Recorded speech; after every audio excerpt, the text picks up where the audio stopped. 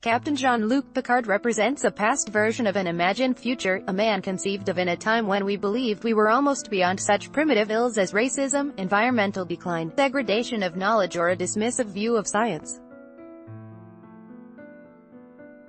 That time was the late 1980s and early 1990s when Star Trek: The Next Generation was on the air. In the midst of its 7-year mission, between 1987 and 1994, came the worldwide commodification of Earth Day and a commercialized version of environmentalism. Visions of the united colors of Benetton danced through magazine ads, and well-meaning figures preached the necessity of seeing no color. Sponsored if the Trek universe presented a leader like Picard, a genteel yet firm boss with a deep appreciation for Shakespeare, Earl Grey tea, expansive thinking on universal understanding, it may be because back then, we all thought we were just shy of getting to a better place with regard to how we treat each other. Of thinking beyond ourselves, our immediate desires and thirst for gratification, and embracing our differences as strengths. It was a lovely illusion. And yet Picard and everything he stands for looms large, real and true to us more than 2 decades after the show left the air. On a molecular level, this may be part of the reason so many people lost what's left of their minds, in a good way, at the news that Sir Patrick Stewart will be reprising Jean-Luc Picard for a new Star Trek series on CBS All Access, the streaming home of Star Trek Discovery. Gradually, it became clearer and clearer to me, the power of that show, the success of that show, the benefits that it gave its viewers, Stewart told fans on Saturday in Las Vegas, where he and Star Trek Discovery executive producer Alex Kurtzman and Sir Patrick broke the news at a Trek convention. Soon social media informed the rest of the world, with many finding out via the Goodnight's Instagram. Now the speculation begins, since few details have been revealed about this new generation of episodes, beyond knowing that new series will follow the next chapter of Picard's life. The series is still in nascent development stages, so the only teaser Stewart could provide was that the series picks up 20 years after the last time we saw Captain Picard, which was in Star Trek Nemesis. He may not, and I stress, may not be a captain anymore, Stewart told fans. He may not be the Jean-Luc that he recognized and know so well. Understandable. People change.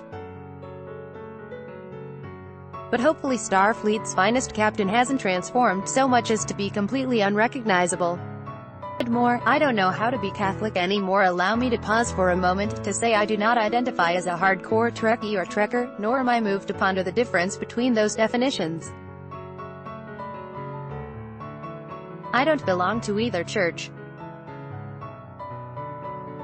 But that speaks to Picard's popularity. He opened the Star Trek universe not only to new generations of viewers, but to the casual cruisers as well. Stewart, for his part, gave his character a statesman-like quality that somewhat eluded William Shatner's Kirk. Both favor starship officers favor diplomacy, but Stewart's version has a bit more class to it, while 60s-era Shatner seemed to lean on his powers of seduction to get out of more than a few binds. Impossible is not in Picard's lexicon. He's a man who urges his crew to make it so, and engage, who mounts eloquent defenses of the least of the universes being so potent as to shift the viewpoints of his adversaries. He knows when to seek advice as well as when to simply sit in silence, to listen and consider. And among all Star Trek captains, Picard remains the perennial favorite. Anecdotal evidence abounds. Entire relationships have been forged or broken with debates over who is the best Star Trek captain, but StarTrek.com attained some data in 2012 with a poll, taken by more than 50,000 people, asking users to rate the franchise's captains on 4 categories. Picard tops the lists for most decisive, most intelligent, and most inspiring. The only category he didn't win was most courageous, but that went to Kate Mulgrew's Catherine Janeway of Star Trek Voyager, who, after all, defeated the Borg and ushered her crew home with zero resources or Starfleet backup.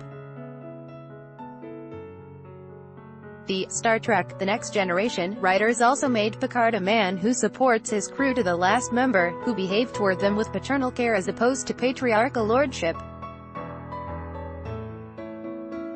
and Stewart forged him into a gentleman of fierce conviction and boundless understanding, a truth-seeker who cherished the wisdom of the prime directive of non-interference, meeting representatives of other species and unfamiliar life forms where they are. To paraphrase a line said to him in the TNG series finale by the omnipotent being known as Q, he is a man willing to move beyond mapping stars and studying nebulae. In favor of charting the unknowable possibilities of existence, television comforts us with visions of existence that are populated by lives differing from our own by mere ticks on the wheel of fate. The blanket and somewhat amorphous term for this is relatable. That is, we see characters as individual versions of who we aspire to be or would never want to meet, and we process them via singular, separate visions of a known universe. The same can be said of the Star Trek television galaxy, from TNG to Deep Space Nine, from Voyager to Star Trek Enterprise. Surely the franchises devoted harbor affection for each series and its captain for different reasons and various levels of passion.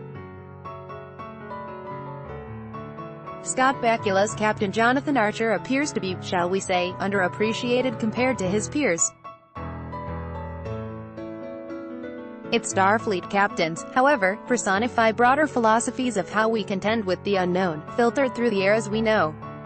Gene Roddenberry's original Starship Enterprise crew members are flesh-and-blood examples of what can be achieved for society to grow beyond petty arguments and discord, and in Star Trek, he gave us a multi-ethnic cast that made history by, among many other things, showing the very first interracial kiss on television.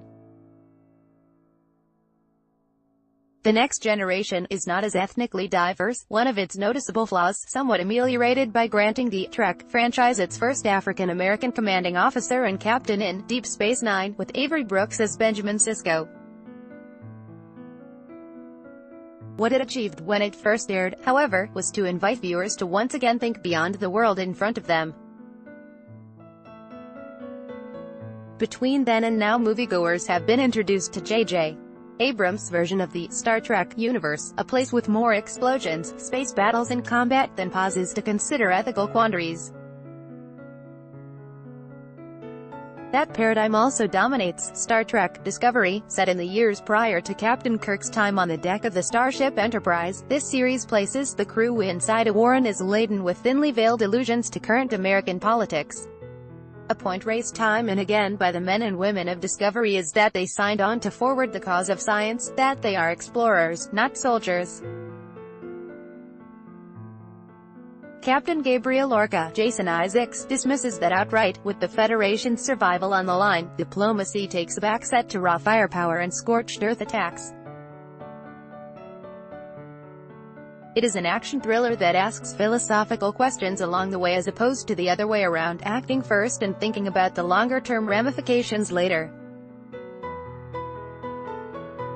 This raises the possibility, even the necessity, of Picard's series offering an optimistic balance to that. Discovery is our American politics reflected in a cloudy mirror, a vision that puts a win-or-die model of interaction with foreign peoples at the fore. In the Star Trek franchise's chronology, Discovery is in the past. We need Picard to remind us to visualize that even given our present circumstances, an infinitely better future is still possible.